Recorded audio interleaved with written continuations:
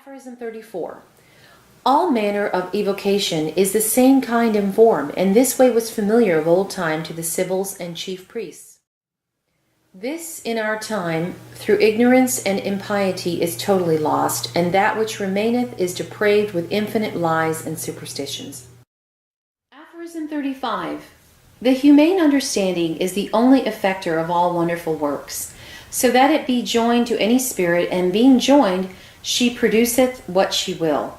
Therefore we are carefully to proceed in magic, lest the sirens and other monsters deceive us, which likewise do desire the society of the humane soul.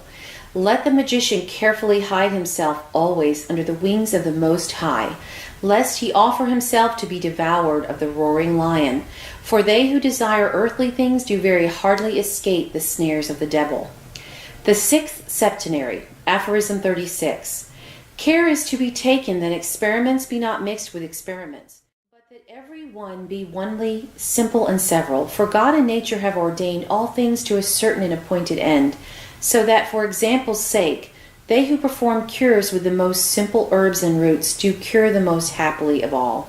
And in this manner, in constellations, words and characters, stones, and such like, do lie hid the greatest influences or virtues indeed, which are instead of a miracle. So also our words, which being pronounced, do forthwith cause creatures both visible and invisible to yield obedience, as well creatures of this our world as of the watery, airy, subterranean, and Olympic, supercelestial, and infernal, and also the divine. Therefore simplicity is chiefly to be studied, and the knowledge of such simples is to be sought for from God. Otherwise, by no other means or experience they can be found out. Aphorism 37. And let all lots have their place decently. Order, reason, and means are the three things which do easily render all learning, as well the visible as invisible creatures. This is the course of order, that some creatures are creatures of the light, others of darkness. These are subject to vanity, because they run headlong into darkness, and enthrall themselves in eternal punishments for their rebellion. Their kingdom is partly very beautiful and transitory and corruptible things on the one part, because it cannot consist without some virtue and great gifts of God, and partly most filthy and horrid to be spoken of, because it aboundeth with all wickedness and sin, idolatry, contempt of God, blasphemies against the true God and his works, worshippers of devils, disobedience towards magistrates, seditions, homicides, robberies, tyranny, adulteries, wicked lusts, rapes, thefts, lies, perjuries, pride, and a covetous desire of rule. In this mixture consisteth the kingdom of darkness. But the creatures of the light are filled with eternal truth, and with the grace of God, and are lords of the whole world, and do reign over the lords of darkness, as the members of Christ. Between these and the other there is a continual war, until God shall put an end to their strife by his last judgment. Aphorism 38.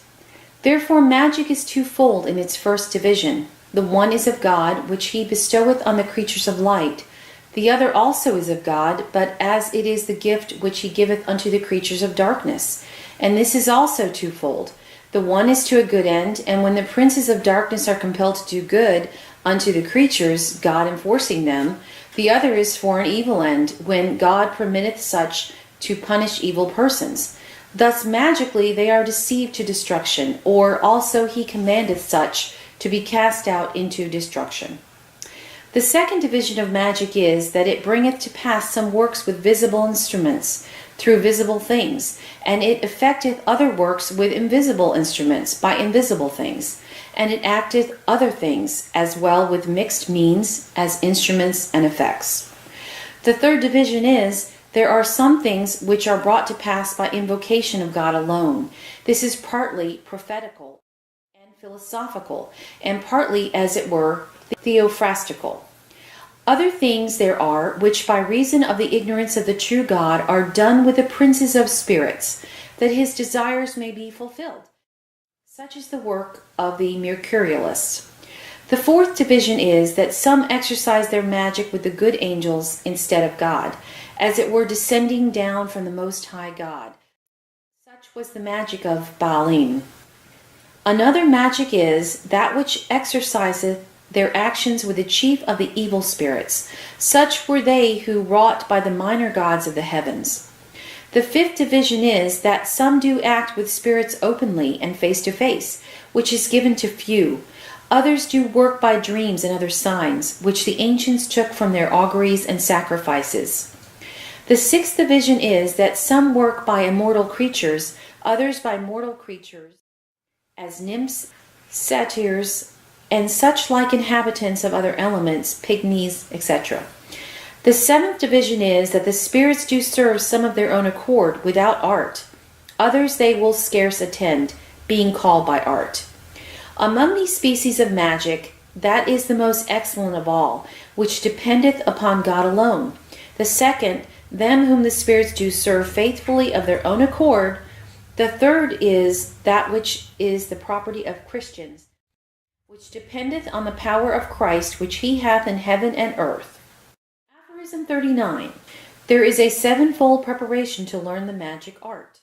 The first is to meditate day and night how to attain to the true knowledge of God, both by his word revealed from the foundation of the world, as also by the seal of the creation and of the creatures, and by the wonderful effects which the visible and invisible creatures of God do show forth.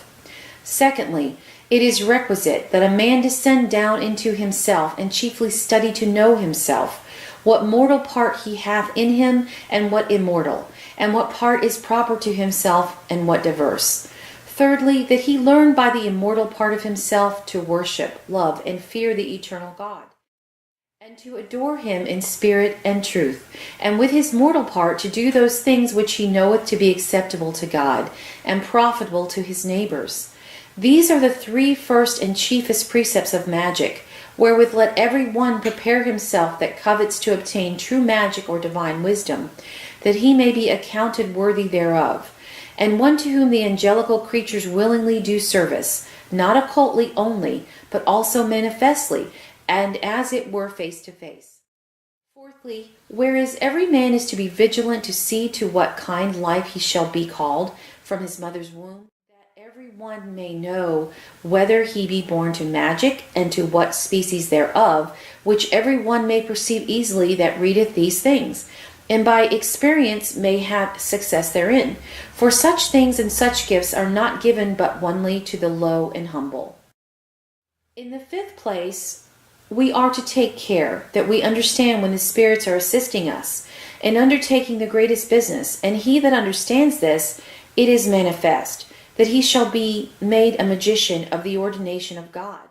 That is such a person who useth the ministry of the spirits to bring excellent things to pass. Here, as for the most part, they sin, either through negligence, ignorance, or contempt, or by too much superstition. They offend also by ingratitude towards God, whereby many famous men have afterwards drawn upon themselves destruction. They sin also by rashness and obstinacy, and also when they do not use their gifts for that of God which is required, and do prefer.